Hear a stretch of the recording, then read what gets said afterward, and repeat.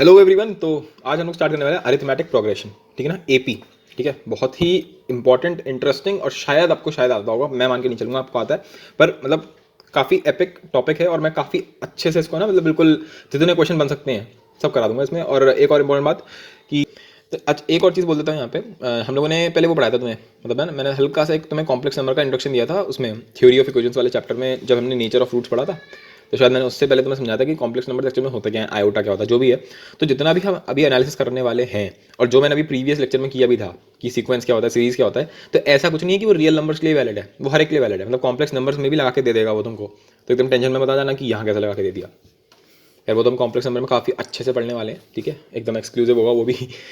चलो खैर, अब स्टार्ट करते हैं एपी के साथ, अरिथमेटिक प्रोग्रेशन के साथ। तो मैंने तुम्हें ये भी बताया था पिछले वाले लेक्चर में कि जब सीक्वेंस जो होता है जिसके अंदर जनरल टर्म होता है उसे हम प्रोग्रेशन बोलते हैं। तो फॉर एग्जाम्पल ये 1 2 3 4 5 6 नॉर्मल नेचुरल नंबर लिखे हुए हैं, राइट। सिमिलरली ये ऑड नंबर्स लिखे हुए हैं 1 3 5 7 9। सिमिलरली लिखा है 2 4 6 8 10 12, है ना। ये क्या लिखा हुआ है, ये 3 की टेबल लिखी हुई है। तो ये तो एक तरीका हो गया। हमारा तरीका क्या देखने का इस वक्त कि सब में एक एक का डिफरेंस है। देखो यहाँ पर भी एक का डिफरेंस है, सब पे है ना, सब पे एक का डिफरेंस है। यहाँ पर सब पे दो दो का डिफरेंस है। एक चीज़ देख पा रहे होगे, आई ऑल्सो देख पा रहे होगे, इतनी चीज़ तो समझ में आ रही होगी। तो यहाँ पे भी सब पे दो का डिफरेंस है ना, जो इवन नंबर की सीरीज है ना। सिमिलरली यहाँ पर सब पे तीन तीन का डिफरेंस है। तो ऐसा नहीं मैंने 1 2 2 3 कुछ ले लिया है, मतलब वो तो कुछ भी हो सकता है 0.5 का डिफरेंस हो, या हो सकता है 1.5 का डिफरेंस है, जो भी है। तो फिलहाल ये सारे जो हैं इन सबको हम एपी बोलते हैं। एपी कब बोलते हैं, ऐसे मान सकते हो बचपन में जो हमने स्किप काउंटिंग सीखी थी कि एक का डिफरेंस होना चाहिए, दो का डिफरेंस होना चाहिए, है ना। तो उन सबको हम लोग एपी बोलते हैं, स्किप काउंटिंग वालों को बेसिकली। तो अब इसका इसमें एक और टर्म डिफाइन किया जाता है, कॉमन डिफरेंस। क्या बोलते हैं उसको, कॉमन डिफरेंस। इसको हम लोग ज़्यादातर स्टैंडर्ड बुकों में तुम देखोगे तो डी लिखा हुआ होता है, स्मॉल डी। तो इसका स्मॉल डी क्या है, तो इसका स्मॉल डी है 1, ठीक है, क्योंकि हर एक दो टर्म्स के बीच का जो कॉमन डिफरेंस है वो 1 है, राइट। 1 और 2 के बीच में 1 है, 2 और 3 के बीच में 1 है। सिमिलरली यहाँ पर भी डी क्या हो जाएगा, यहाँ पर 2 हो जाएगा, यहाँ पर 2 हो जाएगा, यहाँ पर 3 हो जाएगा। तो ये समझ में आया कि हमने इस क्वांटिटी को बेसिकली एक नाम दे दिया, कॉमन डिफरेंस, ठीक है। तो ये एक हल्का सा मैंने इंट्रोडक्शन दिया एपी क्या होता है एक्चुअली में। तो इनको हम एपी बोलते हैं, इस टाइप के सीक्वेंसेस को हम लोग एपी बोलते हैं। तो अब जरा एपी की स्टडी को थोड़ा जनरलाइज करने की कोशिश करते हैं। तो चलो कोई एक एपी उठा लेते हैं, मान लो मैंने ये उठाई ऑड नंबर्स वाली 1 3 5 7, है ना, 9, इस करके मैंने उठा ली। तो अब मैं 1 को कैसे लिख सकता हूँ, ऐसे जैसे है। 3 को मैंने लिखा 1 + 2, ठीक है। मतलब इनका कॉमन डिफरेंस क्या आया था, जो इनका कॉमन डिफरेंस आया था वो 2 था, है ना, ये बात तो सच है। तो मुझे कुछ भी करके इसको कॉमन डिफरेंस के टर्म्स में लिखने का मेरा मन है। तो 5 को मैंने लिखा 1 + 4। ना व्हाट इज 4, 4 होता है 2 × 2। फिर 7 को मैंने लिख दिया 1 + 6। अब 6 क्या होता है बोलो, 3 × 2। समझ में आ रहा है चल क्या रहा है ये। 9 को देखो, 9 को हम लिख सकते हैं 1 + 8। तो 8 को मैंने लिख दिया 4 × 2, और ऐसे ही चलता रहेगा ये। बोलो क्या ये बात समझ में आ रही है। तो इसमें हुआ क्या, ये सबसे पहला टर्म क्या था मेरा, सबसे पहला टर्म था 1, तो वो अभी भी ऐसे लिखा हुआ है 1, पर बाकी हर जगह पर 1 लिखा हुआ है। बाकी हर जगह पर तुम्हारा 1 लिखा हुआ है। यानी कि अगर तुम्हारी एक सीरीज मान लो, अगर ऐसे लिखी हुई है A1 A2 A3 A4, और कोई बोल के चला जाए कि ये AP है, मतलब ये एक जो ये तुम्हारे सामने सीक्वेंस लिखा हुआ है ये एक AP है, तो मैं बोलूँगा पता इसका कॉमन डिफरेंस क्या है। तो उसने बोला यार देख इसका फर्स्ट टर्म तो तुम्हें दिख रहा है, क्या है, A1 है, इसका कॉमन डिफरेंस क्या है, मान लो D है। तो इसको ऐसे लिखा जा सकता है, इसी सेम सीरीज को A1 को तो A1 ही लिखेंगे, और A2 को मैं लिख सकता हूँ A1 + D। देखो यहाँ पे भी मैंने किया 1 + 2, और यहाँ पर D क्या था तुम्हारा, यहाँ पे D 2 था। अब यहाँ पे हो गया 1 + 2 × 2, तो यहाँ पर क्या हो जाएगा A1 + 2 × D। समझ में आई बात। अब यहाँ पे देखो नेक्स्ट टर्म क्या है A3। अच्छा A3 को मैंने ऐसे लिख दिया। अब फोर्थ टर्म क्या था, फोर्थ टर्म क्या था तुम्हारा, फोर्थ टर्म था 7। 7 को मैंने लिखा था 1 + 3 2, राइट है। तो इसको मैंने कैसे लिखा A1 + 3 × D। तो हुआ क्या, ये चल क्या रहा है, ये हो क्या गया ये। तो अगर मैं देखूं तो कोई भी एपी जो होगी वो कुछ इस फॉर्मेट की दिखेगी तुमको। किस फॉर्मेट की, अब जरा इसको थोड़ा अच्छे से लिख देते हैं संस्कारी तरीकों से। तो अब हम इसको ऐसे लिख सकते हैं A + D A + 2D A + 3D। अगर इस टाइप से तुम्हारा सीक्वेंस लिखा हुआ है then that makes a AP, ठीक है। तो ये क्या है, ये तुम्हारा, इसको हम लोग एपी कहते हैं, ठीक है। क्यों कहते हैं, तो इसका फर्स्ट टर्म क्या है, तो इसको हम बोलते हैं फर्स्ट टर्म, है ना। ऑब्वियस सी बात है, लॉजिकल है तो काफ़ी कि इसका पहला टर्म है, ठीक है। ये जो डी तुम देख रहे हो इसको हम क्या बोलते हैं, बोलो जल्दी से बोलो, कॉमन डिफरेंस, राइट। बहुत बढ़िया। अच्छा तो अब मैं इसकी जनरल फॉर्म बनाना चाह रहा हूँ। मैंने बोला था कि प्रोग्रेशन में इसलिए बोल पा रहा हूँ इसको क्योंकि इस सीक्वेंस का एक जनरल टर्म है। तो कोई मुझसे बोलेगा बता इसका जनरल टर्म क्या है, ये जो तुम्हारे सामने एपी लिखी हुई है ये एकदम बिल्कुल जनरल केस बना लिया मैंने। तो इस जनरल केस का भी जनरल टर्म क्या है, मतलब मैं एक ऐसा टर्म लिख दूं जिससे मेरे सारे टर्म आते रहे। तो मैंने कुछ ऑब्जर्वेशन करी। क्या ऑब्जर्वेशन करी, जरा इस टर्म को देखो, ये कौन सा टर्म है, ये T2 है, ये T1 है। T1 क्या मतलब है इसका, T मतलब होता है टर्म। तो ये फर्स्ट टर्म को मैं लिखूंगा T1, सेकंड टर्म को मैंने लिखा T2, थर्ड टर्म को मैंने लिखा T3, फोर्थ टर्म को मैं लिख रहा हूँ इसको, ठीक है। ऐसे करते करते इसमें कितने टर्म्स हैं, मान लो मैं मान लेता हूँ इसमें n टर्म्स हैं। कितने टर्म्स हैं इसमें? इसमें n टर्म्स हैं। तो आखिरी टर्म क्या होगा? Tn होगा। तो वो बोला आखिरी टर्म को मैं कैसे लिखूंगा, बताओ कैसे लिखूंगा। तुमसे कोई बोल रहा है इसके अंदर n टर्म्स हैं, तो आखिरी टर्म को तुम कैसे लिखोगे? तो मैंने थोड़ा बहुत दिमाग लगाया और मैंने बोला देख भाई सीधी बात है, a तो हर एक में होगा, जहाँ से मैं देख पा रहा हूँ कि हर एक में एक a तो है ही, फिर सब में एक प्लस प्लस भी है ठीक है ना, सब में एक प्लस प्लस यहाँ पर भी है, ये इसको तो मैं लिख सकते हो a प्लस 0 है ना, तो बात तो वही पड़ेगी। ऐसे लिख दो इसको, क्या बड़ी बात है। अरे a को मैं सकता हूँ a प्लस 0d, है ना, बात तो वही है, ठीक है। यानी कि एक प्लस भी है यहाँ पर, पक्की बात है। अच्छा एक डी भी पक्का है यहाँ पे, है ना, डी भी एकदम पक्की बात है, अपना एकदम पक्का लेकर चलते हैं अपन तो। फिर उसने बोला जब फर्स्ट टर्म था, जब 1 था यहाँ पे तो यहाँ पर 0 था, जब सेकंड टर्म था तो यहाँ पर 1 था, जब थर्ड टर्म था तो यहाँ पर 2 था, जब यहाँ पे फोर्थ टर्म था तो यहाँ पर 3 था। दैट मीन्स कि अगर nth टर्म है, ये कौन सा टर्म है, ये Tn है, यानी कि nth टर्म है, तो यहाँ पर n-1 होगा। तो ये तुम्हारा जो बन गया फाइनल, इसको हम बोलते हैं nth term of an AP, nth term of an AP, ठीक है, ऑफ एन एपी। तो यार ये क्या सिर्फ आखिरी टर्म है क्या? मैं बोलूँगा कोई आर्थ टर्म बता दे, कोई भी आर्थ टर्म। मानो को एकदम से ऐसे पूछे तुमसे चलता फिरते कि ये तुम्हारे सामने एपी लिखी हुई है, इसका 20th टर्म क्या होगा, 20th टर्म क्या होगा? तो तुम्हारे मुंह से एकदम से निकलना चाहिए a प्लस 19d। समझ में आई बात? कोई बोलेगा बता इसका T30 क्या होगा, T30 क्या होगा, तो तुम बोलोगे a 29d। कोई बोलेगा इसका T37 बता मेरे को, तो मैं क्या बोलूँगा a plus 36d। As simple as that. I hope so यार, ये बहुत ही बच्चों वाली बात है और तुम्हें ये शायद समझ में आ भी रही होगी। I am assuming that thing, ठीक है। चलो अब मुझे तुमसे एक और छोटी छोटी बातें करनी है इसमें।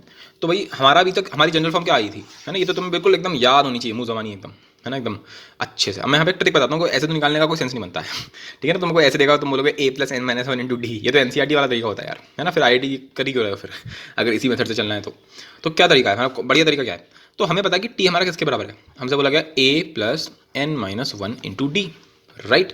मतलब t मतलब कोई भी अगर एक जनरल टर्म मान लो तुम, है ना, तो वो इस टाइप से लिखा जा सकता है a plus n-1 into D, किसी भी AP के लिए। तो मैंने कहा थोड़ा बहुत सॉल्व करते हैं, तो उसने सॉल्व किया, तो उसने भाई ऐसे बोल दिया अभी a plus ND minus D, बोलो। तो ये इस ND को ज़रा आगे लिखना, मैं लिख लिया भाई सब, और इसको छोड़ दिया यहीं पर ही, तो a minus T. No tell me ये a और d ये क्या है? तो ये तो एक कांस्टेंट टर्म बन गया, राइट। और what is n into D? तो यहाँ पर n जो है वो वही तो तुम्हारा वेरिएबल है। तुमसे बोलेगा 27th टर्म बता, 28th टर्म बता, आखिरी टर्म बता, पहला टर्म बता, मतलब तो तुम्हारा n जो है वो यहाँ पर वेरिएबल है, पर d जो है वो एक कांस्टेंट है। तो ये तो बिल्कुल एक लीनियर बन गया बेसिकली। ये तो कुछ ऐसे लिखा हुआ है, मान लो mx प्लस टी टाइप का कुछ लिखा हुआ है, बोलो ना। अबे x क्या है यहाँ पर तेरा, x यहाँ पर तेरा n है, ठीक है। बाकी d क्या है, ये कांस्टेंट है, a माइनस डी जो है वो भी एक कांस्टेंट है। कहने का मतलब क्या है, mx प्लस सी से मेरा मतलब कुछ नहीं था, मेरा मतलब बस ये था कि एक लीनियर एक्सप्रेशन बन गया, ठीक है। तो ये एक बहुत ही बड़ी पहचान होती है कि कभी भी अगर तुमसे कोई बोल दे, कभी भी तुमसे अगर कोई बोल दे कि यार मैंने एक सीक्वेंस लिखा है, मैंने एक सीक्वेंस देखा है, एक सीक्वेंस है मेरे पास, और उसका जो जनरल टर्म है ना वो कुछ ऐसा है, मतलब 2n-1, या फिर तुम चलो ये बहुत देखा सा लग रहा है, चलो हमने बोलते हैं किसका जनरल टर्म जो आया वो आया 4n+5। तो तुम्हें कुछ करने की जरूरत ही नहीं, तुम देखो बेटा लीनियर है ये तो, 4n+5, इसका आंसर क्या हो गया, AP है वो तो, छुट्टी, ठीक है। एक बार आ चुका ये सोचो इतना सिंपल सा, किसने बोलते ये जनरल टर्म है बताइए क्या है, तो उनको AP है, लीनियर है, छुट्टी, AP है, सिंपल। चलो इतनी बात तो समझ में आ गई कि भाई AP है। तो अब मैंने थोड़ा और दिमाग लगाया, मैंने कहा इसको अगर मैं ऐसे बोल दूँ तुमसे एकदम से चलते फिरते कि ये तुम्हारे सामने लिखा हुआ है 1, ठीक है ना, 1, 5, 9 और बस इतना, बस 3 टर्म्स खोले तुम्हारे सामने, बताओ इसका जनरल टर्म क्या होगा, ठीक है, इसका जनरल टर्म क्या होगा, आखिरी टर्म क्या होगा, 30th टर्म क्या होगा, इस तरह से कोई पूछ रहा है तुमसे। बेसिकली तुमसे ये बोला कि इसका यार इसका एक आर्थ टर्म का एक जनरल टर्म बता दे मेरे को, तो तुम कैसे बताओगे? तो एक तरीका तो ये संस्कारी तरीका क्या रहेगा, ये निकालने का कि Tn equals to a plus n-1 into D. एक तो ये संस्कारी तरीका है। तो यहाँ पर a क्या है, तो यहाँ पर a1 है तो 1 डाल दिया, है ना, n-1 तो वैसे ही रहेगा क्योंकि वो तो वेरिएबल चीज़ है। और d क्या है तुम्हारा, तो यहाँ पर हम देख पा रहे हैं 4 है ना, इनमें भी 4 है, तो d क्या है तुम्हारा, d तो 4 है, तो आंसर क्या गया, आंसर आ गया तुम्हारे पास 4n, है ना, 4n। चलो पूरे दिखा देते हैं, तो जब इससे मल्टीप्लाई होगा तो 4n आ जाएगा, इधर आ जाएगा +1, ये हो जाएगा -4, तो आंसर क्या गया 4n-3। ये तुम्हारे पास इसका टर्म बन रहा है, ठीक है, ये इसके लिए बन रहा है। पर तुम्हें सच में लगता है कि तुम इतना लंबा तुम्हें करना चाहिए?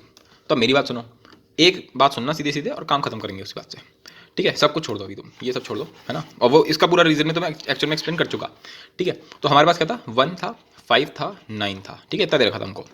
सबसे पहले देखो इसका कॉमन डिफरेंस क्या है, तो मैंने देखते ही एकदम समझ में आ रहा है कि इसका कॉमन डिफरेंस 4 है, तो सीधे लिख दो 4n, सीधी बात पक्की कर रहे हैं एकदम, 4n, ठीक है, बहुत बढ़िया। अब n के अंदर डालो 1, एन कितना डाला हमने 1, क्या डाला 1 डाला, क्योंकि मेरा पहला टर्म है। एन क्या बोल रहा है, एन है क्या, एन तो मैं ये बताता है कि तुम्हारा कौन सा टर्म है। तो सबसे पहले टर्म की मैं बात करूंगा, सबसे पहला टर्म मेरा क्या है, इत्तेफाक से मेरा सबसे पहला टर्म क्या है, 1 है मेरा सबसे पहला टर्म। तो जब तुमने इसमें 1 डाला तो तुम्हारे पास आंसर क्या आया, मेरे पास तो 4 आया, मेरे को चाहिए क्या था, मेरे को तो 1 चाहिए था। अबे तूने जब इसमें n 1 डाला तो कायदे से तेरा आंसर क्या आना चाहिए था, फर्स्ट टर्म, लेकिन फर्स्ट टर्म एक्चुअल में क्या है 1, पर तुम क्या बोल रहे हो कि तो 4 है। तो इसमें से अगर -3 कर देंगे तो काम बन जाएगा, तो बस -3, दैट्स द आंसर। ठीक है, कोई बोलेगा ये तो बकवास है, वो ज़्यादा फास्ट तरीका था।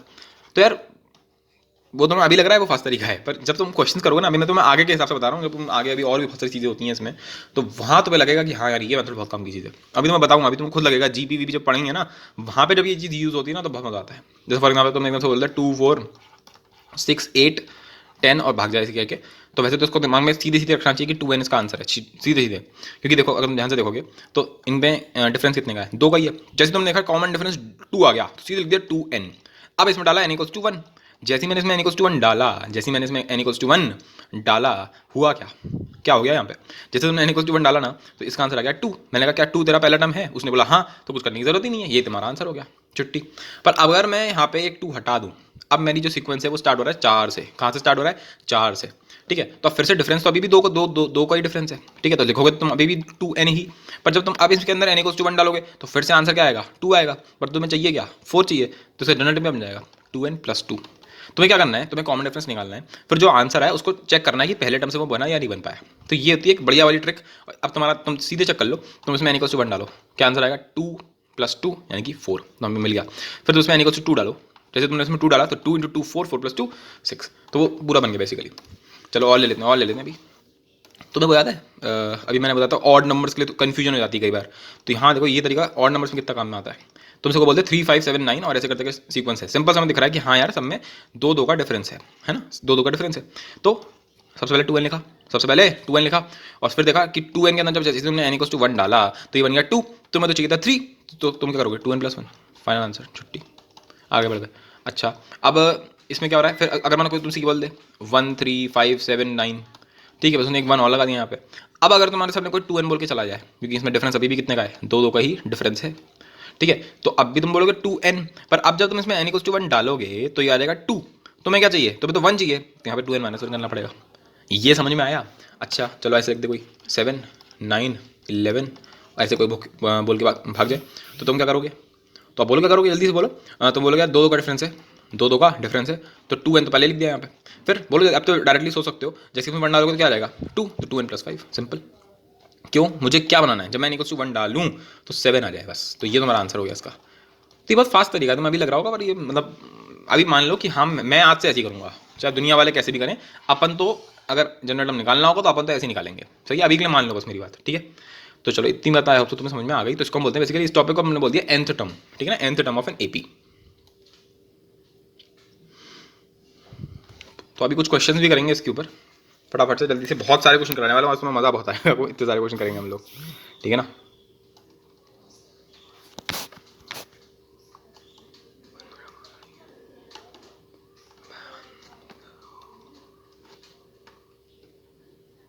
तो क्वेश्चन पे प्रोसीड करते हैं फिर जल्दी से। तो पहला क्वेश्चन है, if 6th term of a AP is 21।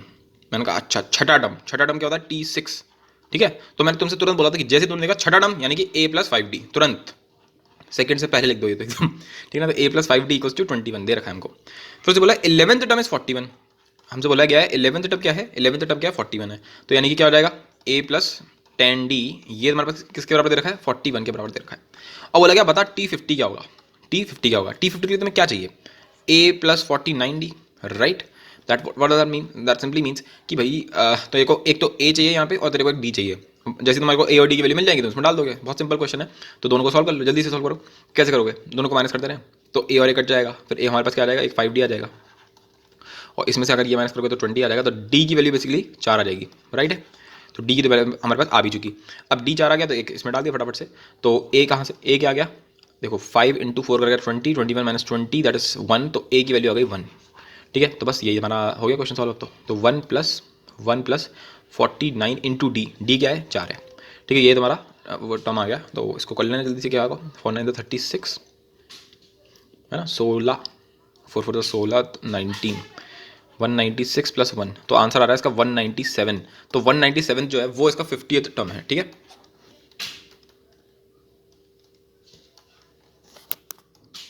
तो अब और क्वेश्चन देख लेते हैं जल्दी से। और हमारे पास क्या क्वेश्चन है, if 9th term of A P is a 0 find the ratio of 29th and the 19th term. Try करो यार एक बार खुद फटाफट से इसको ट्राई करके देखो, तुमसे हो सकते हैं ये, मतलब मैं मान के चलो कि कहीं ना कहीं तुमने 10th क्लास में भी करा तो है ही, मानो चाहे ना मानो, राइट। तो उसमें कोई दिक्कत नहीं है, पर फिर मैंने तुम देख लिया, मैंने बिल्कुल बेसिक से पढ़ा है, फिर भी तुम एक बार ट्राई करके देखो, तुमसे ये हो जाएगा, ठीक है, होने के पूरे पूरे चांसेस हैं अपने पास। तो आई होप सो तुमने इन क्वेश्चंस को ट्राई किया होगा और तुमसे शायद हो गए होंगे। तो क्या दे रखा है हमें दे रखा है ninth term of a A P is 0। Okay, तो हमें पहले से दे दिया है कि 9th टर्म जो है वो 0 है। तो 9th टर्म तो हम मान लेते हैं ए प्लस 8d, राइट, वो हमें दे रखा है 0 है। मैंने कहा चलो बढ़िया।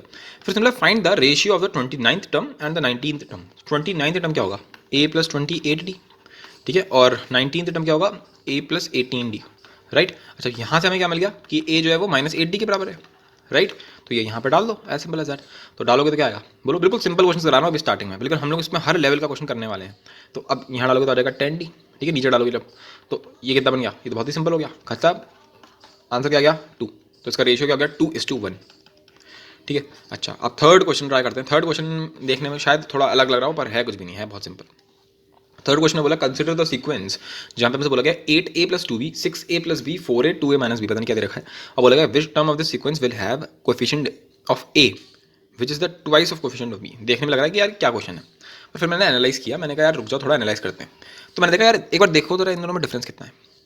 तो जैसे ही मैंने बोला इनमें डिफरेंस कितना है, तो एक बंदे ने बोला यार 8a प्लस 2b है, ठीक है, और नेक्स्ट टर्म है 6a प्लस b, और माइनस करना है इन दोनों को, सॉरी इन दोनों को माइनस नहीं करना होता है, इसको इसमें से घटाना होता है बेसिकली। तो घटाओगे तो क्या आएगा, बोलो, जैसे तुम घटाओगे, जैसे तुम माइनस करोगे तो तुम्हारे पास क्या आएगा, इधर से आएगा -b, इधर से आएगा -2a। इसको मैंने इसमें से माइनस किया है, ठीक है, तो -2a -b। अच्छा चलो बढ़िया। अब नेक्स्ट वाले को देखते हैं। नेक्स्ट वाला क्या है, नेक्स्ट वाला है 4a, ठीक है, और फिर उसके नीचे क्या है 6a प्लस b। ज़रा माइनस करना है इसको, तो प्लस b का तो माइनस b हो जाएगा, और 4a माइनस 6 करेगा तो फिर से, ओहो हो, आप समझ में आ गया क्या चल रहा है, ये समझ में आ गया। यहाँ पे अगर तुम देखोगे तो डिफरेंस जो है वो कॉमन चल रहा है, यानी कि ये सब किस में है, ये सब बेसिकली एक एपी में है, जिसका कॉमन डिफरेंस क्या है। अब आ जाओ जल्दी से, अब तो अपन अपनी फील्ड में आ जाते हैं ना फटाफट से। कॉमन डिफरेंस बोलो जल्दी से। कॉमन डिफरेंस है -b -2a, ठीक है, और पहला टर्म क्या है, पहला टर्म है 8a प्लस 2b। मैंने कहा बहुत बढ़िया। अब बता हम क्या करना है। अब उसने बोला है कि coefficient of a which is the twice of the coefficient of b। तो ये सब करने से पहले हमें पहले इसका nth टर्म बना देते हैं, है ना, पहले इसका एक फटाफट से एक जनरल टर्म बना के रखते हैं अपने पास, जैसे ये काम बन जाए। जनरल टर्म कैसे बनाएगा, जल्दी से बोले, -b -2a इंटू n, ठीक है, इंटू n, ठीक है। अब n अगर मैं इसमें 1 डाल दूँ, अगर मैं इसमें n = 1 डाल दूँ तो क्या आएगा, तो ऐसा रहेगा -b -2a। पर तुम्हें क्या चाहिए, बोलो तुम्हें क्या चाहिए, तुम्हें तो -b थोड़ा चाहिए, तुम्हें तो +2b चाहिए, तो यहाँ पर +3b करना पड़ेगा, बोलो, ठीक। फिर सिमिलरली 8a है तुम्हारे पास, तुम्हें तो -2a तुम्हें मतलब आ रहा है तुम्हारे पास, अगर तुम इसमें n = 1 डालोगे तो तुम्हें तो 8a चाहिए, यानी कि +10a करना पड़ेगा। तो इतना हम पहुंच पाए कि ये हमारा जनरल टर्म है। अब उसने क्या बोला, अब आगे बढ़ते हैं। अब उसने मुझसे ये बोला है, कि कोएफिशिएंट ऑफ a जो है वो ट्वाइस होना चाहिए कोएफिशिएंट b का, यानी कि अगर ऐसे लिखो, मान लो कि 2a प्लस b, इस टाइप का कुछ चाहिए हमको। या फिर ऐसा भी हो सकता है कि 4a प्लस 2b, है ना, ऐसा भी हो सकता है, कुछ भी हो सकता है, मतलब उससे कोई मतलब नहीं है। अगर लैम्डा है तो इधर 2 लैम्डा होना चाहिए, बस बेसिकली वो ये होना चाह रहा है। इस टाइप का तुम्हें बनाना है, तो पहले ए और बी के टर्म्स में लिख तो लें पहले, है ना, उसमें कोई बड़ी बात थोड़ी ना है। तो पहले ए के टर्म्स में सब कुछ ले आओ। तो ए क्या है तुम्हारे पास, ए है अपने पास 10 - 2n, राइट। और बी में हमारे पास क्या है, तो बी की वैरायटी में अपने पास बैठेगा 3 - n into B, 3 - n into B plus का, ठीक है। अब उसने बोला 10 - 2n should be equals to what, coefficient of, हाँ, तो ये बोलना चाह रहा है कि 10 - 2n जो है वो 2 टाइम्स है इसका, ठीक है। तो तुम्हें यहाँ से वो टर्म मिल जाएगा जहाँ पे ऐसा हो रहा होगा। लेट्स चेक कि ऐसा टर्म एग्जिस्ट भी करेगा या नहीं करेगा। तो 10 - 2n = 6 - 2n, ठीक है। तो ये तो खत्म हो गया मामला, कुछ गड़बड़ कर दी हम लोगों ने। तो तुम्हें क्या लगता है, मैंने गलत किया या क्वेश्चन ही गलत है, सोच के बताओ। 10 = 6 आ रहा है, तो जब भी ऐसा है ना, तो एक बार अपनी कैलकुलेशन को चेक कर लो।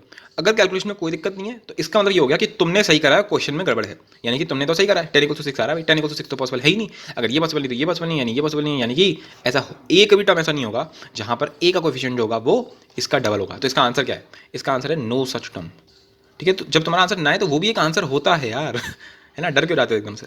चलो अब फोर्थ क्वेश्चन ट्राई करते हैं, ठीक है। तो एक बार मैंने ऐसा कुछ एब्स्ट्रैक्ट आंसर आए जब भी, तो एक बार अपनी कैलकुलेशन को चेक कर लो कि मैंने कुछ गलती तो नहीं करी है। अगर तुमने नहीं कर रखी है तो फिर एकदम बिल्कुल चौड़ के साथ जाओ, ठीक है। आई होप तो मैंने कोई गलती ना करी है इसमें।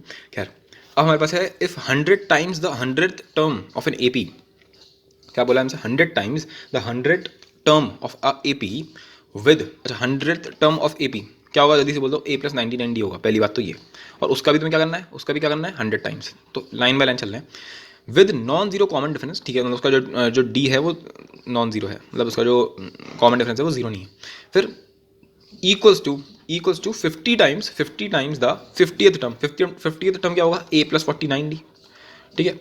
तो तुमसे पूछा 150th टर्म क्या होगा, तुमसे क्या पूछा गया, तुमसे तो ये बोला उसने कि ए प्लस 149th टर्म, मतलब 149 डी आ जाएगा यहाँ पे।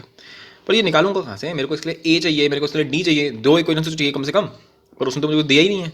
तो जब भी ऐसा हो ना तुम फंस रहे हो, क्या इसने तो मुझे सिर्फ इतना सा दिया है और उसके बेसिस पे इतनी बातें कर रहा है मेरे से, तो कुछ मत करो, पहले सॉल्व कर लो, जितना दिया उसको तो कर ले पहले यार, फिर देख लेंगे, तेरी भी गाता सुन लेंगे उसके बाद। तो पहले तुमने इसको सॉल्व किया, हमारे पास आ जाएगा 9900 डी, ठीक है, और इधर से आ जाएगा 50 ए, है ना, 50 ए प्लस 50 इंटू 49 क्या होता होगा 50 इंटू 49 डी, ठीक है। तो 50 ए ने इसको मार दिया, है ना, इसको कर दिया बेसिकली 50 ए कर दिया। अब 50 ए तो हो गया। अब इससे तुम्हें क्या समझ में आया, तो इससे मेरे को एक चीज़ समझ में आ रही है कि 9900, अच्छा ये इससे माइनस भी तो होगा, अच्छा, तो 50 ए और हमारे पास क्या आएगा उसके बाद 50 ए प्लस 9900, अच्छा ऐसा करता हूँ, इसको ऐसे ना लिख करके थोड़ा कैलकुलेशन बचाना चाह रहा हूँ मैं, बेसिकली आलसी आदमी हूँ इन सब मामलों में। तो मैंने बोला 99 इंटू 100 लिखा है, तो 100 तक मैंने 50 लिख लिया, 50 इंटू 198 लिख लिया इसको, सही है, देखो ना 50 लिख लिया इसको, 50 इंटू 2, ठीक है, और 2 को सिंपल कर लिया। चलो ठीक, इतना काम हो गया। तो हमने फिर 50 बेसिकली कॉमन ले लिया इसमें से, तो 50 कॉमन ले लोगे तो यहाँ से तो सिर्फ ए बचेगा, यहाँ से क्या बचेगा 198 डी, ठीक है, यहाँ से क्या बचेगा -49 डी, ठीक है। अच्छा और फिर क्या हो जाएगा, ये तो बहुत ही सिंपल हो गया, इसका आंसर आ गया A plus 149 D which is equals to 0। And what does that mean, that simply means कि ए प्लस 149 डी जो है वो 0 आ रहा है, दैट मीन्स कि जो ए 150th टर्म जो तुम्हारे पास आया है वही 0 है, यानी कि तुम्हारा जो 150 टर्म है वो 0 है। चलो अब इसके आगे का क्वेश्चन करते हैं, ठीक है, काफ़ी सिंपल क्वेश्चन है, पता नहीं मैं इतना टाइम क्यों लगा रहा हूँ इनमें, पर फिर भी मेरा मतलब मेरा जो मेजर एम है वो ये है कि जिसको कुछ भी नहीं आता उसको भी समझ में आ जाए, ठीक है, जिनको आ रहा है वो फटाफट से 2x पे देख लें, इसको छुट्टी करो, है ना, स्पीड में देख के निकल लो जल्दी से आगे, क्या टाइम वेस्ट करना है। चलो आगे जल्दी, find the term of the series 25, 22, 3/4, 21/2 जो भी है ये, which is numerically the smallest. मैंने कहा रुक जा यार, what find the term of the series, तो पहले मैं ये देखूँ ना है क्या ये, पहला पढ़ने में सीक्वेंस होगा, ठीक है, सीरीज छोड़ना ये, तो हाँ बताओ क्या ये है क्या ये। तो भाई अपने को तो एक ही काम आता है, जो भी तक आता है उसी के बेसिस पे चलेंगे, तो -25 करा, क्या आंसर आएगा तुम्हारे पास बोलो। तो हमने थोड़ा बहुत सोचा था ये हो जाएगा, इसको पहले उस फॉर्मेट में लिख लेते हैं, तो उससे ना थोड़ा एक वो हो जाएगा, एक क्लैरिटी हो जाएगी कि ना ये मिक्स फ्रैक्शन बड़ा गंदा लगता है देखने में। तो 4 × 22 88, ये हो जाएगा 85, सॉरी 4 × 22 ये हो गया 88, फिर 88 + 3 है तो 91 हो गया, तो 91/4, पहले टर्म को मैंने 25 को मैंने ऐसे लिख लिया 100/4, ठीक है। अच्छा फिर इसको क्या लिखेंगे, इसको लिखेंगे 2 × 40, अच्छा तो 41/2 लिखा हुआ है, तो 41/2 को मैंने लिख लिया 82/4, है ना, हर चीज़ को 4 के टर्म्स में लिखना चाह रहा हूँ बेसिकली, ठीक है, इतना काफ़ी है एनालाइज करने के लिए। अब इन दोनों में आप तुम बड़े आराम से बता सकते हो कि यहाँ क्या हो रहा है, यहाँ हो रहा है -9/4, सही बात है, इनके बीच में कितना डिफरेंस है, इनके बीच में भी -9/4 का डिफरेंस है, यानी कि तुम्हारा जो डी है, जो तुम्हारा डी कॉमन डिफरेंस वो -9/4 हो गया। अब उसने बोला find the number which is numerically the smallest, सबसे छोटा नंबर बता मेरे को। तो यार ये तो कुछ अलग सा लग रहा है कि सबसे छोटा नंबर बता, ये तो कुछ अलग सी चीज़ें लग रही हैं, सबसे छोटा कैसे बताऊँ। तो एक बंदा मेरे पास आया, उसने कहा एक बात सुनो, पहले था 100/4, फिर हो गया 91/4, फिर हो गया 82/4, यानी कहने का मतलब यही, तो ये जो सीरीज़ है, ये जो तुम्हारे सामने सीक्वेंस लिखा हुआ है, ये तो डिक्रीज़ हो रहा है, तो कभी ना कभी ऐसा भी होगा कि 0 हो जाएगा ये, मतलब पता नहीं 0 होगा या नहीं होगा, लेकिन ऐसा होगा कि कभी नेगेटिव हो जाएगा। अरे यार मान लो पहले निकालते हैं 0 कब होगा, उससे थोड़ा बहुत तुम्हें शायद आइडिया हो जाए कि 0 कब होगा ये। तो 0 कब होगा, तो मैंने बोला यार पहले इसका जनरल टर्म बना लें फटाफट से। तो जनरल टर्म क्या होगा -9/4 × n, राइट, और इसको हमें बनाना क्या है 100/4, अरे बाप रे 100/4 बनाना है -9/4 को, तो क्या करोगे इसमें 109/4 ये ऐड करना पड़ेगा, है ना, ये करना पड़ेगा इसमें, तभी तो ये बनेगा। तो फिलहाल ये मेरा जनरल टर्म बन गया। अब तुम चाह रहे हो कि ये 0 हो जाए, तुम चाह रहे हो कि ये जीरो हो जाए, मुझे पक्का नहीं पता कि ये जीरो होगा या नहीं होगा। पॉइंट ये कि उसके आसपास भी हो सकता है ना, मतलब जीरो से बड़ा होगा तो पॉजिटिव होगा, जीरो से नीचे होगा तो नेगेटिव हो जाएगा। कहने का मतलब ये है कि ये सीरीज जो है वो पॉजिटिव से नेगेटिव भी हो जाएगी, क्योंकि तो डिक्रीज ही करती जा रही है ना, ये तो मतलब नेगेटिव भी हो जाएगी तो एक टाइम के बाद। अब उसने मुझसे क्वेश्चन में बोला कि स्मॉलेस्ट नंबर बता, तो कोई बोलेगा ऐसे तो माइनस इन्फिनिटी आंसर हो जाएगा इसका। स्मॉलेस्ट तो क्या है, मतलब यार जब ये नेगेटिव हो रही है और कोई रोकने का उसने बात नहीं करी है कि इसमें 10 टर्म है कि 20 टर्म है, वो तो बोले ही जा रहा है कि बस ये चले जा रही है, माइनस इन्फिनिटी हो जाएगा इसका आंसर, है ना, मतलब ये तो माइनस इन्फिनिटी तक जाएगा। पर उसने यहाँ पे बड़ी चालाकी खेल गया, यहाँ पे उसने बोला न्यूमेरिकली स्मॉलेस्ट।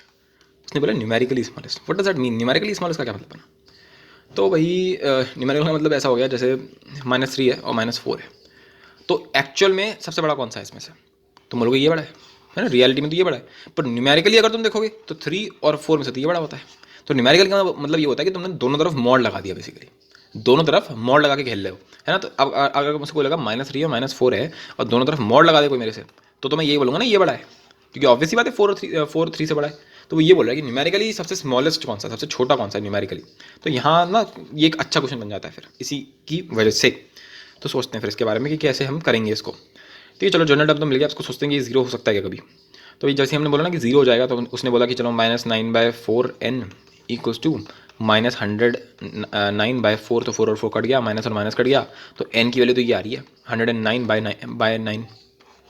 तुम मुझे बताओ क्या ऐसा पॉसिबल है क्या यार? 109/9 है। अब तुम सोचो 9 12 108 होता है, तो 109 9 की टेबल में तो आने नहीं वाला है, यानी कि तो कुछ ऐसा होगा 12 पॉइंट समथिंग होगा ये तो। अब यार टर्म जो टर्म होते हैं तुम्हारे, वो तो ऐसे होता है ना, first term second third term, ये क्या हो गया 12 पॉइंट समथिंग टर्म? ऐसा तो कोई टर्म एग्जिस्ट करता नहीं है, ये तो 12वां टर्म होगा या 13वां टर्म होगा। समझ में आ रही है बात?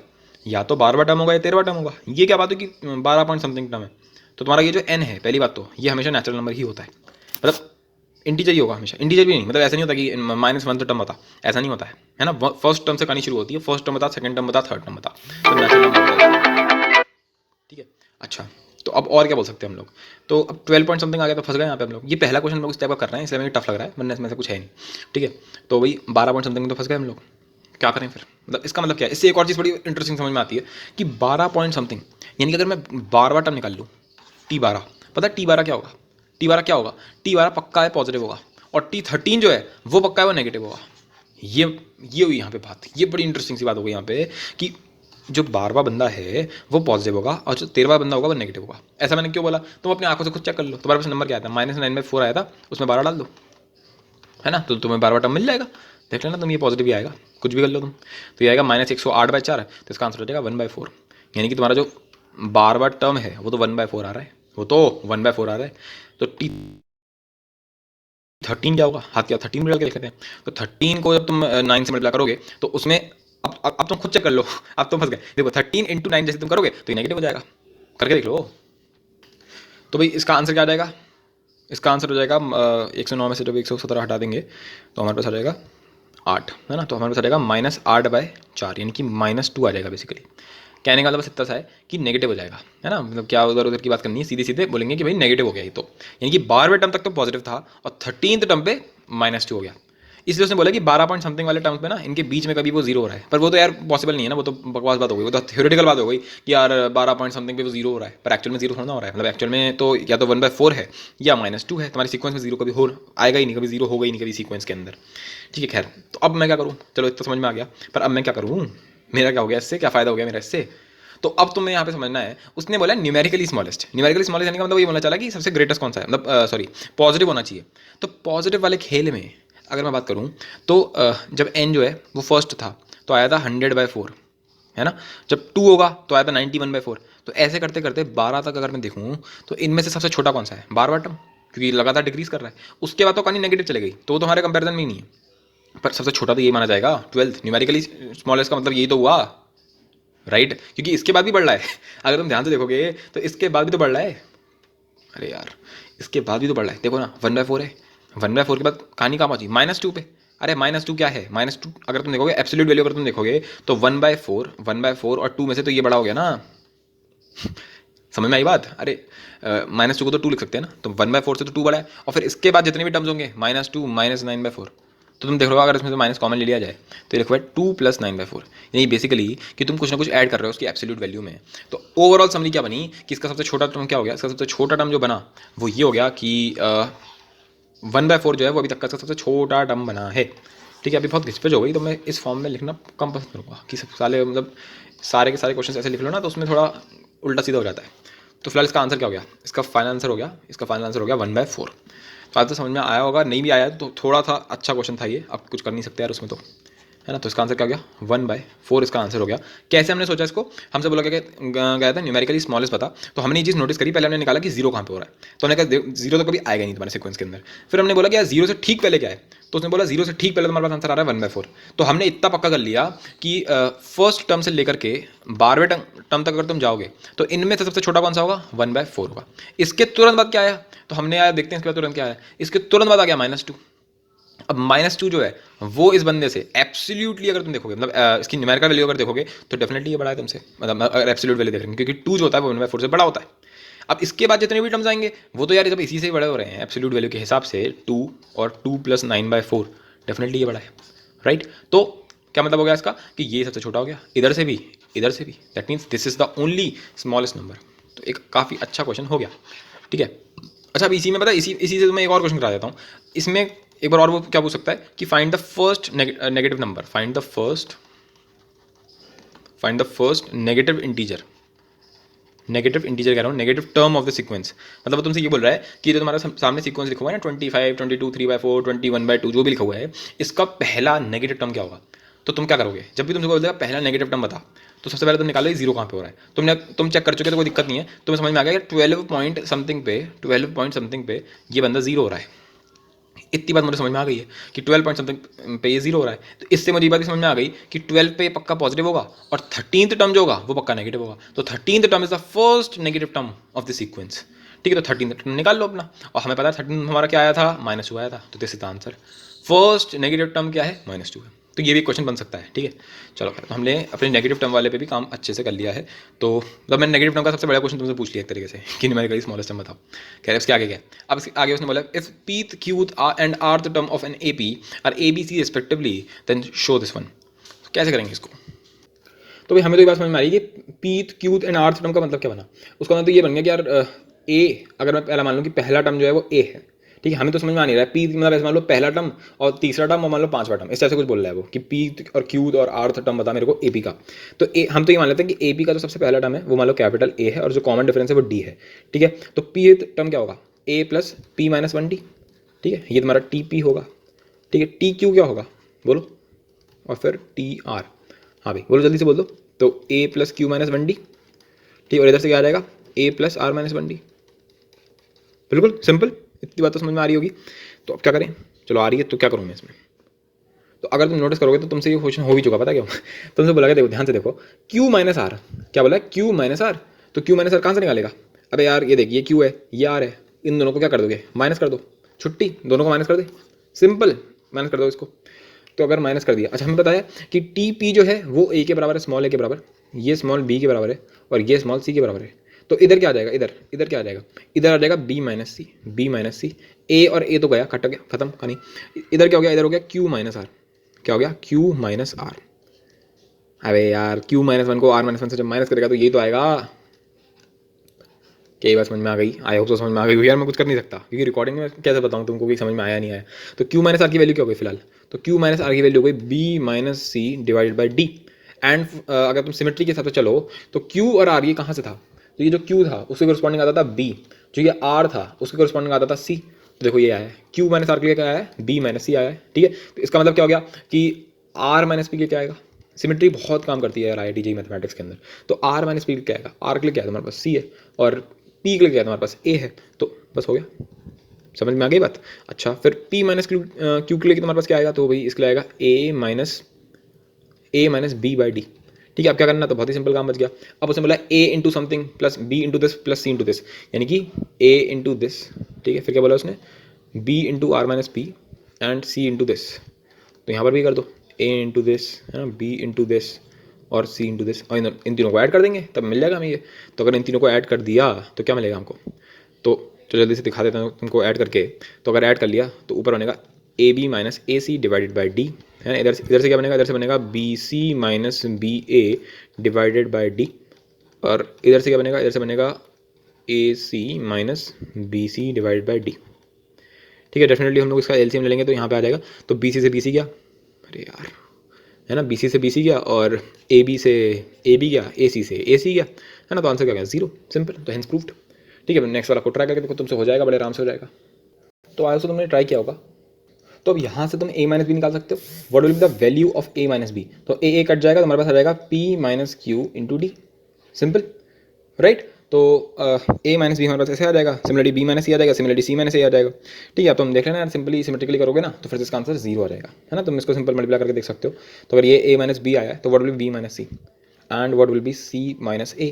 ठीक है, तो वही सिमेट्रिकली हमने यूज़ कर लिया, तो यहाँ आ जाएगा Q माइनस आर, यहाँ आ जाएगा R माइनस पी। ठीक है, सिंपल। अच्छा, अब उसने बोला A माइनस बी के साथ क्या आ गया R, इसके साथ क्या आ गया P, इसके साथ क्या आ गया Q आ गया। ठीक है, तो यहाँ पर भी आ जाएगा R P और Q। ठीक है, तुम देख सकते हो यहाँ पे मिलेगा RP, तो यहाँ पर मिलेगा माइनस RP, तो ये और ये गया, समझ में आई बात। तो सिमिलरली ऐसे ही कट जाएगा पूरा का पूरा, देखो यहाँ पे RQ मिल गया तो RQ गया, फिर ये PQ मिल गया PQ गया, समझ में आया। तो क्या क्या हो गया इसका आंसर 0 हो गया, हेंस प्रूव्ड, ये वाला भी हो गया। ठीक है, चलो तो अब ये वाला ट्राई करो, तुमसे हो सकता है, चांसेस देंगे तुमसे हो जाएगा। The sum of first 4 terms of an AP is 56, यानी कि फर्स्ट 4 टर्म्स का सम, फर्स्ट 4 टर्म्स क्या होंगे, पहला अगर A है तो दूसरा होगा A प्लस डी, फिर तीसरा क्या होगा A प्लस 2D, फिर इसके आगे वाला क्या होगा A प्लस 3D। तो ये फर्स्ट 4 टर्म्स है। फिर उसने बोला आखिरी के 4 टर्म्स, तो सबसे आखिरी टर्म क्या होता है, अगर n टर्म्स हैं तुम्हारी AP में, तो सबसे आखिरी टर्म क्या होगा A plus n minus 1 into D. इसके ठीक पहले वाला क्या होगा A plus n minus 2D, second last होगा ये। थर्ड लास्ट क्या होगा, बोलो, सही है। उसके बाद क्या होगा, इस टाइप से होगा भी। ठीक है, ये बोला उसने। तो समझ लिया तुमने the sum of first 4 terms, तो जब इन चारों को जोड़ा तो आंसर आ रहा है 56, और जब लास्ट के सारों को जोड़ा तो आंसर आ रहा है 112। ठीक है, तो फिर बताना है तुम्हें द फर्स्ट टर्म इज 11। अच्छा, तुमने दे दिया यहाँ पर कि A जो है वो 11 है, तो तुम्हें बताना है कि नंबर ऑफ टर्म्स कितने हैं, यानी तुम्हें n की वैल्यू बतानी है।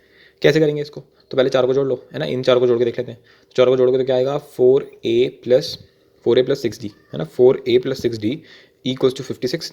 अब यहाँ पे तुम्हें a की वैल्यू पहले से पता है, a की वैल्यू क्या 11 है, तो ये क्या हो गया, ये तो हो गया 44 प्लस 6d इक्वल्स टू 56।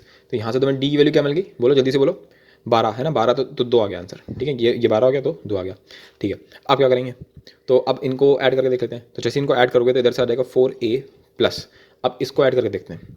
तो देखो 4 तो n ही है, तो 4n, फिर 1 2 3 4 इनको ऐड करोगे तो 10 आ जाएगा, तो 4n minus 10d, 4n minus 10d equals to 112।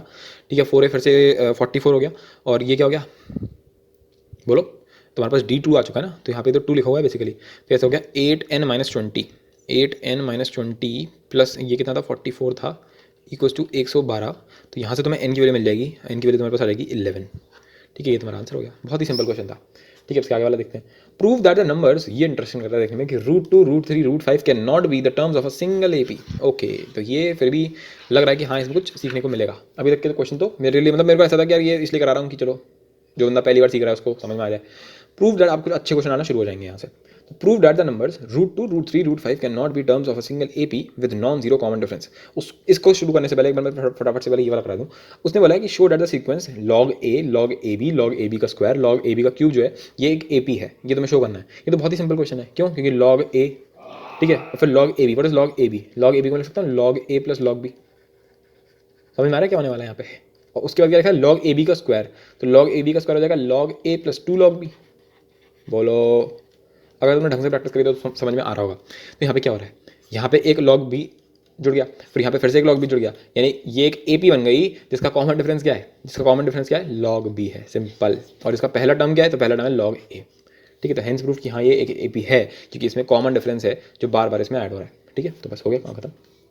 अब देखते हैं इस वाले को, prove that the numbers √2 √3 √5 can not be the terms of a single AP। तो ये कैसे प्रूव करें, मतलब ये तो अलग ही टाइप का क्वेश्चन लग रहा है, तो हमने करा ही नहीं है इस टाइप का कुछ भी। तो भाई देखो, अगर मैं मान लूँ कि √2 √3 √5 जो हैं वो होंगे किसी टर्म, मतलब वो सच में किसी AP के टर्म है। उसने बोला कि प्रूव करो कि किसी भी ऐसी कोई AP एग्जिस्ट ही नहीं करती जिसके ये तीनों पार्ट है, या फिर जिस सीक्वेंस के ये तीनों पार्ट हैं। अब यहाँ पे बच्चे एक और चीज़ में बड़े गलत तरीके से कंफ्यूज होते हैं, उन्हें लगता है √2 √3 √5 जो ये कॉन्जिक्यूटिव टर्म्स होंगे, यानी कि अगर ये मान लो, अगर ये तुम्हारा मान लो 4th टर्म है तो ये 5th टर्म होगा, ये 6th टर्म होगा। ऐसा किसी ने नहीं बोला तुमसे करने के लिए, ठीक है ना, अपने मन से कुछ भी मत बोलो। उसने ये क्या बोला कि कॉन्जिक्यूटिव होने चाहिए, अगर ऐसा होता तो बोलता। वो तो ऐसा बोला कि यार हो सकता है ये कोई पीथ टर्म हो, ये कोई क्यूथ टर्म हो और ये कोई आर्थ टर्म हो, है ना, हमने तो कभी कुछ बोला ही नहीं है, हम तो कुछ बोल ही नहीं रहे तुमसे कि ये पहला दूसरा तीसरा है या पाँचवा छठा सातवां है, ऐसा तो कभी बोला ही नहीं उसने, है ना। तो बस वो तो ये बोल रहा है कि रूट 2 रूट 3 रूट 5 ये तीनों नंबर्स कभी भी किसी भी एक एपी में एक साथ नहीं दिखेंगे तुमको, ऐसा नहीं हो सकता, ये तुम्हें प्रूव करना है, ठीक है। ये प्रोवाइडेड है कि जो कॉमन डिफरेंस है वो नॉन जीरो है, यानी कि डी जो है वो नॉन जीरो है, वो तो खैर सही बात है। तब क्या करें हम लोग, तो हम मान लेते हैं कि ये मान लो है ना, कुछ ना कुछ एरर निकल आएगा अगर नहीं होगा तो सही बात है, नहीं है तो मान लिया, चलो फिर तो रूट 2 को हमने पी टर्म मान लिया, तो पी टर्म मान लिया तो क्या हो जाएगा a plus P minus 1d, ये तो करोगे राइट, ठीक है। तो हमारे पास तो ये आ गया यार, तो अब क्या करें, चलो यहाँ पे भी फंस गए, मतलब कुछ समझ में तो आ नहीं रहा मैं अभी क्या करूँ मैं, चलो रूट 2 को मैंने ऐसे लिख दिया, रूट 3 को ऐसे लिख दिया, रूट 5 को ऐसे लिख दिया, तो मैंने कहा अगर ये एपी में होंगे तो हम क्या बोल सकते हैं इनके बारे में, बोलो क्या बोल सकते हैं।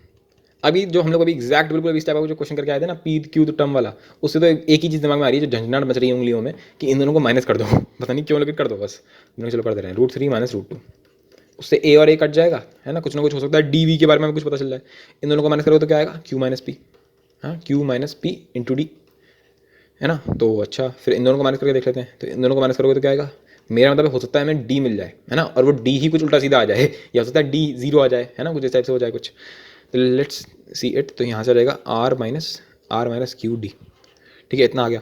अच्छा बच कौन सा गया, रूट 5 और रूट 2 वाला रह गया, तो इसको भी करके देख लेते हैं हाथ के हाथ, तो रूट 5 माइनस रूट 2, ए और ए गया, और यहाँ पे क्या गया, ये यहाँ पे तुम्हारे पास आ गया आर माइनस पी, है ना, R minus P into D, चलो ठीक है, तीनों हम लोगों ने तीनों के माइनस करके निकाल लिए, और किसी भी सीक्वेंस में निकाल सकते हो, ऐसा नहीं कि इसी सीक्वेंस में करना है, ठीक है, वो तुम्हारा मन है। तो क्या करें, इतना तो आ गया, आप क्या करें, तो अब एक काम कर सकते हो, डी की वैल्यू निकाल सकते हो, बोलो डी की वैल्यू निकाल सकते हैं। यहाँ से जो डी की वैल्यू आ रही है क्या आ रही है, वो आ रही है root 3 minus root 2 divided by Q minus P, और यहाँ से जो डी की वैल्यू आ रही है वो क्या आ रही है, वो आ रही है root 5 minus root 3 divided by R minus P, यानी कि इन दोनों को बराबर होना चाहिए। तो हमने कहा रुक जाओ बेटा, इन दोनों को बराबर करते हैं, जैसे इन दोनों को बराबर किया दैट मीन्स कि root 5 minus root 3 divided by R minus P is equals to root 3 minus root 2 divided by Q minus P. ना यू टेल मी कि अगर मैं इसको जरा सा घुमा के लिख रहा हूँ बस जरा सा, और फिर तुम्हें अपने आप समझ में आने लगेगा चल क्या रहा है, ये चल क्या रहा है, देखो क्या हो गया, ये एक बात सुनो, पी क्यू आर मैंने तुम्हें अभी समझाया था कि नेचुरल नंबर होंगे, क्या होंगे ये नेचुरल नंबर, ये क्या नौटंकी है, ये पूरा पूर्ण रूप से इरेशनल नंबर है, ये तो irrational number divide by irrational number है, यानी कि ये ओवरऑल क्वांटिटी इरेशनल है, ये पूर्ण रूप से नेचुरल नंबर और नेचुरल नंबर है, क्या ये दोनों कभी बराबर हो सकते हैं, ऐसा तो हो ही नहीं सकता कभी कोई एक इरेशनल नंबर एक नेचुरल नंबर बेचारे प्यारे नेचुरल नंबर से बराबर हो जाए, तो अगर ऐसा हो ही नहीं सकता तो ये तो पॉसिबल ही नहीं है, यानी कि ये भी पॉसिबल नहीं है, अगर ये पॉसिबल नहीं है तो ये पॉसिबल नहीं है, ये तो ऐसा हो ही नहीं सकता, ये पॉसिबल कैसे नहीं है, ये पॉसिबल नहीं है, यानी ये दोनों पॉसिबल नहीं है, यानी कि ऐसा पॉसिबल है ही नहीं, यानी कि रूट 2 रूट 3 रूट 5 ये एक दूसरे के टर्म्स कभी हो ही नहीं सकता, ऐसा कभी हो ही नहीं सकता, hence proof by contradiction method, ठीक है। तो वो बोलेगा अच्छा तो मतलब इसका अंदर क्या हो गया कि कोई इरेशनल नंबर कभी हो ही नहीं पाएगा क्या, मैंने कहा नहीं, कब हो पाएगा, जब रूट से रूट कट जाए। फॉर एग्जाम्पल अगर कोई एग्जाम्पल लेना हो तो कैसे लिया एग्जाम्पल, तो मान लो तुमने फॉर एग्जाम्पल ऐसे ले लिया, मान लो रूट 5 ले लिया, और मैंने ऐसे ले लिया 3 रूट 5, और तुमने ले लिया 7 रूट 5, क्या ये तीनों एक साथ हो सकते हैं, तो यार देखो इनको अगर तुम ध्यान से देखो तो मैं फटाफट से करके दिखा दे रहा हूँ, तो इनका क्या बनेगा, कुछ ऐसा बनेगा 3 रूट 5 माइनस रूट 5, यही तो बना था हमारा पहले भी, है ना, तो वही बना है दोबारा, तो ये हो जाएगा 7, नाउ यू कैन सी कि रूट 5 कट जाएगा, है ना, बाकी हमें मतलब नहीं है, पर रूट 5 कट जाएगा, इससे हमारे पास क्या आ जाएगा 2/4, अबे ये गया रूट 5 कॉमन ले लेना ऊपर नीचे, क्या हो गया 3 माइनस 1 2, 7 माइनस 3 4, तो 2/4 1/2, तो 1/2 इसके बराबर हो सकता है, किसके बराबर, इसके बराबर Q minus P divided by R minus Q, देखो ये भी नेचुरल नंबर है, ये भी सब नेचुरल नंबर है दोनों के दोनों, और ये भी नेचुरल नंबर्स हैं, ठीक है, तो ये फिर भी बराबर हो सकते हैं, पर वो वाला किस नहीं हो सकता, ऐसा नहीं कि इरेशनल नंबर हो ही नहीं सकता एपी के अंदर, वो हो सकता है पर वैसे वाला नहीं हो सकता कि रूट 2 रूट 3 रूट 5, ठीक है ना, एक डिस्टिंक्ट इरेशनल नंबर का सेट होना मुश्किल है, ठीक है। तो काफ़ी कंसेप्चुअली बहुत ही बढ़िया क्वेश्चन था ये कंसेप्चुअल लेवल पे कि कभी भी 3 डिस्टिंक्ट इरेशनल नंबर एक साथ हमारे नहीं हो सकते, ठीक है, चलो ठीक है बढ़िया। अब ये वाला क्वेश्चन करके देखो, 10th क्वेश्चन, बहुत ही बढ़िया क्वेश्चन है ना, बुक से चुराया हुआ ट्राई करो, हो जाएगा तुमसे, मतलब नहीं एक सेकंड, मैं कोई गारंटी नहीं ले रहा हूँ कि तुमसे हो जाएगा ये, क्योंकि ये एक अच्छा क्वेश्चन माना जा सकता है ना, अगर बेसिक्स राइट होंगे तभी होगा ये, चलो ट्राई करके देखते हैं 10th क्वेश्चन, तो ट्राई करो करके तो देख ले यार। अच्छा उसको कराने से पहले मुझे तुम्हें एक चीज़ बतानी जल्दी से, मैंने अभी तुम्हारे पास एक एक्सप्रेशन बनाया था 1/2 equals to Q minus P divide by R minus Q, कुछ इस टाइप से बना था मेरा। इसको अगर सॉल्व कर लेंगे, क्रॉस मल्टीप्लाई कर लो दोनों तरफ, तो इधर आ जाएगा R minus Q equals to 2Q minus 2P, जिसके वजह से मेरे पास आ जाएगा R equals to 3Q minus 2P ना। इसका क्या मतलब बना, चलो ये सॉल्व कर लेते, इसका क्या मतलब बना। ये तुमसे चिल्ला चिल्ला के बोल रहा है कि there are infinite APs, there are infinite APs, है ना, ऐसी इन्फानाइट एपी होंगी जिसमें विच विल हैव क्या टर्म्स बनाए थे मैंने, √5, 3√5, है ना, और मान लो 7√5, ठीक है, ये तो बनाए थे एज टर्म्स। ऐसी इन्फानाइट एपीज होंगी जिनके ये टर्म्स होंगे। तो बोलोगे आपने ऐसा क्या वैसे बोल दिया कि भाई साहब ये इसके इन्फानाइट टर्म्स होंगे। तो देखो बहुत सिंपल सी बात है, आर, पी और क्यू, क्या मैं बोल सकता हूँ कि ये एक लीनियर रिलेशन में आ चुके हैं, यानी कि इन्फानाइट पॉइंट्स होंगे जो इसको सेटिस्फाई कर रहे होंगे। इसका मतलब क्या है कि P comma Q comma R, इस चीज़ के हम इन्फानाइट कोऑर्डिनेट पॉइंट्स लिख सकते हैं, मानो 1,2,3, मतलब मैंने रैंडमली बोल दिया, हो सकता है इसको सेटिस्फाई भी ना करे वो, हाँ नहीं भी कर भी नहीं रहा है, मतलब इस तरह से बहुत सारे पॉइंट्स हो सकते हैं। तो इसका मतलब क्या हो गया कि कोई एक ऐसी एपी होगी जिसका फर्स्ट टर्म क्यू और सेकंड टर्म और थर्ड टर्म ये तीन होंगे। कोई एक और दूसरी एपी होगी जिसका मान लो सेकंड है और मान लो थर्ड और फिफ्थ, मैं फिर से बोलो रैंडमली बता रहा हूँ तुमको, तो हो सकता है कि कोई सेकंड टर्म और ये थर्ड टर्म और ये फिफ्थ टर्म।